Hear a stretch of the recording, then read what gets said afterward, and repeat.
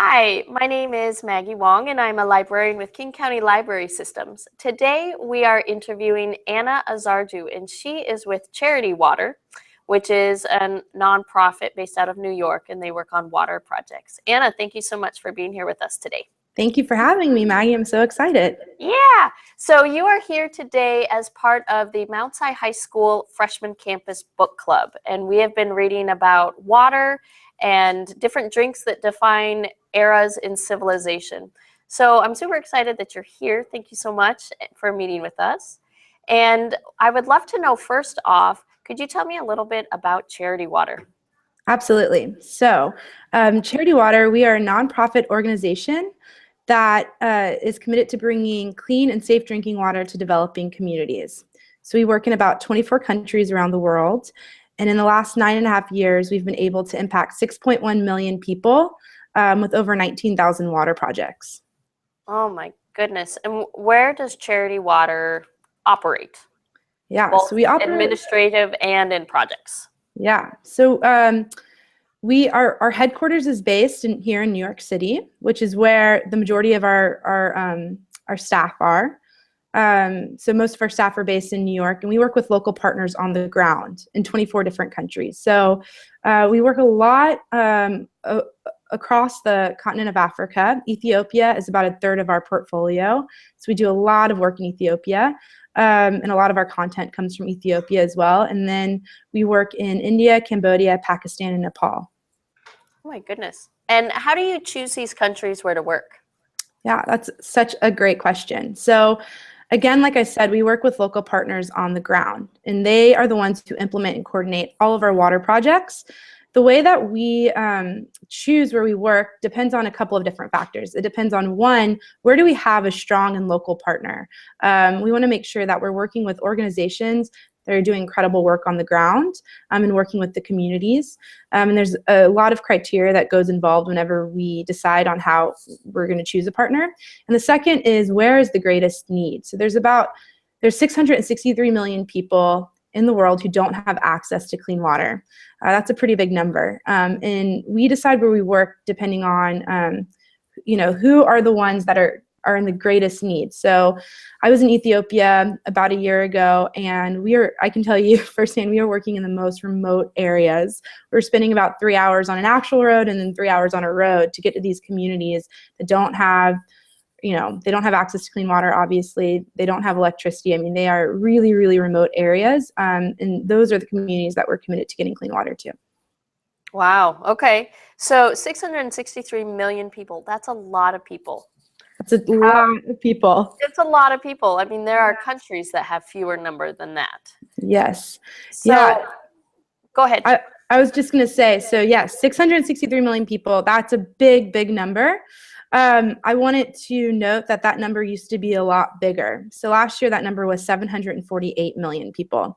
The UN puts out a number every year. They assess that number, and so it's been going down, which is really, really good. It means that we're moving in the right direction. There are a lot of organizations like Charity Water working towards getting clean water to these communities. So there's a long way to go, but we're moving in the right direction. What does the UN attribute that? Do you know? What does the UN attribute that huge decrease to? I think a lot of it, and I can double check my resources, but according to our Chief Global Water Officer, Christoph, a lot of that is due to development. So when we think about that 663 million people number and it going down, there is a lot of development in the world, which is a good thing. Charity Water really wants to work with the 100 million who are least likely to get clean water through development. So that's really the communities that we're really focused on. So that's one of the criteria, as well as where do we have a strong partner. Okay. So what makes Charity Water so unique? There's obviously so many nonprofits that work with water. What makes Charity Water unique and special in the worldwide view? Yeah, I think there are 3 things that really set Charity Water apart from other organizations. I mean, and we work with a lot of great organizations on the ground too. The 3 things are, we have a 100% model. So when Scott started, our founder, when Scott started Charity Water, he really wanted to reinstill people's hope in charity, sort of reinvent what charity looks like. And we thought one of the best ways to do that is to commit 100% of public donations to the ground. So people know that 100% of their donation goes to the ground, because we have a group of private donors who provide all of our operational costs. The second is transparency and proving the work that we do. We want people to know what their impact is. So we'll provide reports for our supporters that include GPS coordinates, photographs, and more information about the community that they're impacting. And the third is working with local partners. You know, Charity Water, we love storytelling, and we love getting our community involved and raising awareness and fundraising. But our local partners on the ground, they're really the experts in the field, and they're the ones who implement and coordinate all of these projects and work with the communities directly. Very cool. Very cool. So if Charity Water is really the fundraising and the awareness arm, what are some of the stories that you use to help towards those aims? Yeah, that's a great question. So I don't know if anyone there is familiar with virtual reality. Maybe some folks are. Got some nods in the room, yes. Okay, yeah. So this is a new type of technology that's come out in the last couple of years, and we've been really excited to utilize that. So we last year produced a film called The Source, and it's about a 13-year-old girl named Salam. And you guys can find this on our Facebook if you want to view it. And we have lots of different stories. We love storytelling. We have lots of different stories that you can find on our website. But this story about Salam, she's a 13-year-old girl who lives in Ethiopia, in Tigray, Ethiopia, and she has 2 younger siblings and her dad.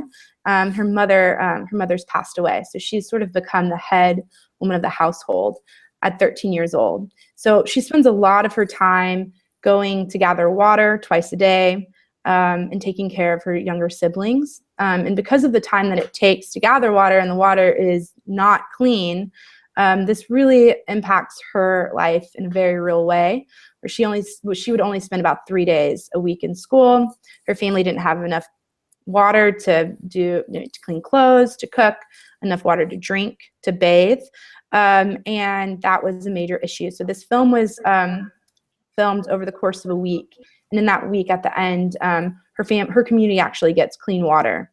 And it's a really, for me, I find it really, really inspiring to see that happen and the impact on that community. So a few, like, I don't know how many months later, but this past November, December, our founder went to go see Salam and her family, and she's doing so much better now. They're healthier, they have more time. She's spending 5 days a week in school now, and she really wants to become a nurse.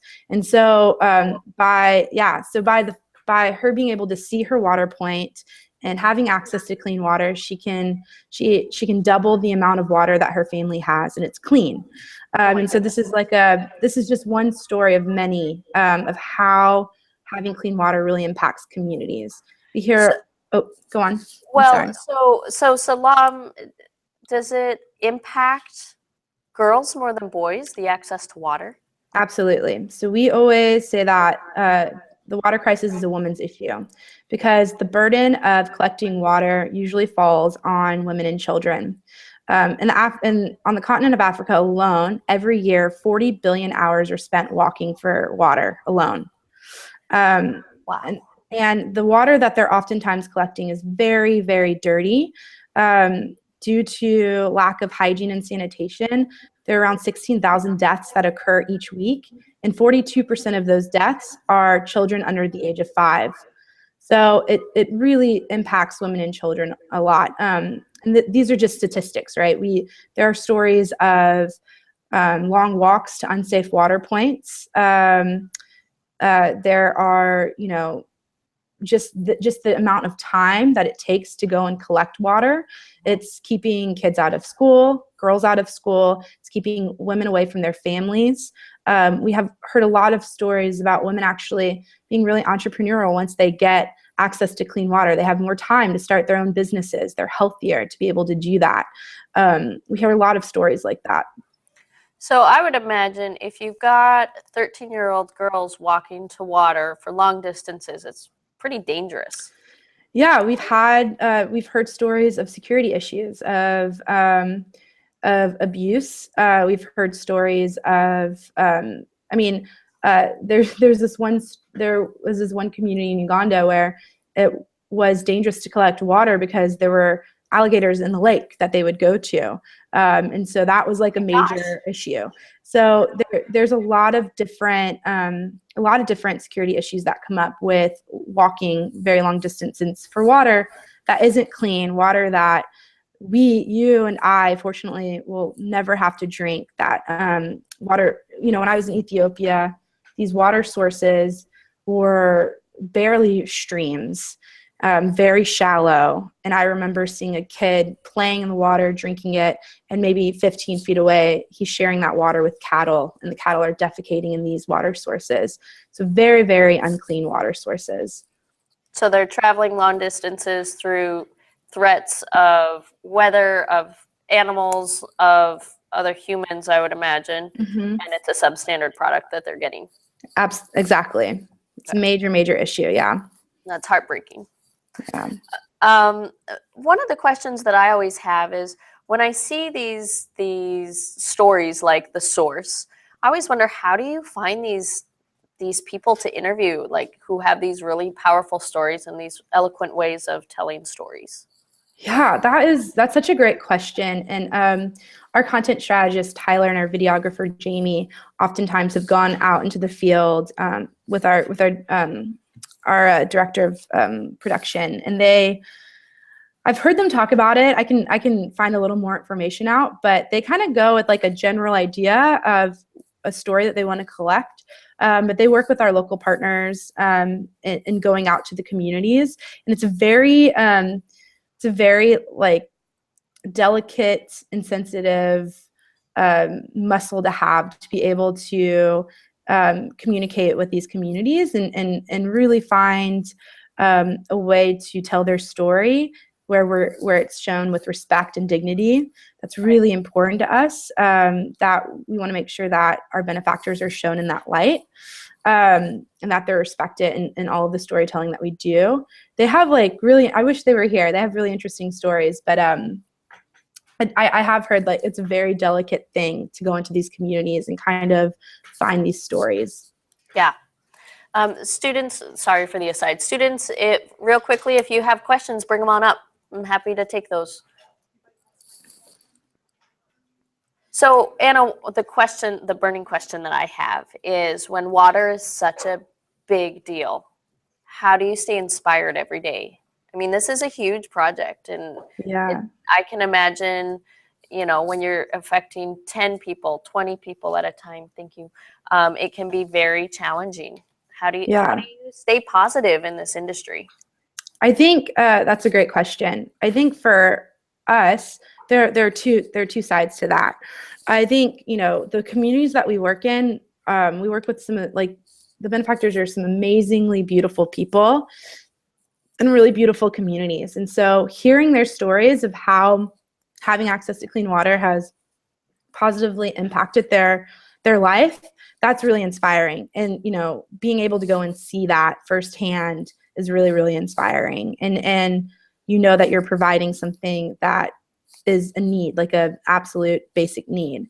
So I think that side of it is really exciting. There are a lot of victories in that way, when you hear about the impact of the communities. On the other side of that is we have incredible supporters. Seeing the generosity of people all around the world to help bring clean water to these communities that need it is incredible. We've had people, climb mountains, run half marathons. We've had people sacrifice a lot to give. Hearing those stories of our supporters has been something that I personally have really, really loved. Very cool. Okay, so I've got some questions from students. Has the small amount of water has diminished quantities of water created wars or conflicts within cities? Oh, that's something that I can't speak to. Okay. I can tell you that we don't work in conflict zones, and we've definitely like faced challenges of like governments collapsing and challenges of like drilling for water and not finding water. Those are definitely challenges that we've had to work around. But around that, I'm not really sure, but I can dig a little deeper and see if we've experienced that. A good question. Yeah. That is a really great question. How does your company provide local water pumps or such to communities? If the closest water source is so far away, is it easier to tap into the water table? So I'll explain maybe some of the solutions that we provide and how we decide what solutions we use in the communities. So we have about 9 different solutions that we'll provide, and it totally depends on where they're located regionally, what the local economy looks like, and what the climate is. So in places like Ethiopia, where there are these underground aquifers, we do a lot of drilled wells and hand-dug wells. In places like Cambodia, where there is water, it's just oftentimes contaminated, we'll do biosand filters for households to help clean the water. Other places we'll do pipe systems or, spring catchments. It just totally depends on where we're located. Cool. A couple questions about you professionally. What job do you have with the water, with Charity Water directly? Yeah, so I work really closely with our community. So I coordinate our volunteers, I work with all of our supporters and our interns. And what that looks like is I basically do a lot of getting them involved in our work and a lot of education around the work that we do. Yeah. Cool. 2 questions from this student. How often do you travel, and what do you do when you travel? Yeah, so it depends on what we're working on. I don't travel to the field very often. I've only been to Ethiopia once to go and see our programs, which was definitely one of the most incredible trips I've ever had in my entire life. And really, really eye-opening, and really grateful that I got that opportunity. I mainly travel, when I do travel, here in the States. So recently I was in Los Angeles at a conference, sharing our VR film, and then I'll be traveling to Nashville to share more about Charity Water as well. So I'm more on the side of like education and awareness, but we do have a team at Charity Water. They are our deployed team, and what they do is they work really closely with our local partners on the ground, and they spend about 30% of their time in the field. And what that looks like is they're just going to, because we have such a bold claim of 100% of donations go to the ground, there's a lot of accountability there. So we spend a lot of time with our partners, seeing the work that they're doing, visiting the communities, and making sure that everything's going well. Very cool. Okay, so we are coming up on the end of our meeting time, but I think this question is a really great question, which is, what will Charity Water do after 7 to 8 years? Like, what's the short-term and the long-term goal? Wow, gosh, that is a really good question that I don't know that I'm qualified to answer. But I can tell you that I can tell you some things that Charity Water is really excited about. We're going to continue to provide clean water to communities that need it.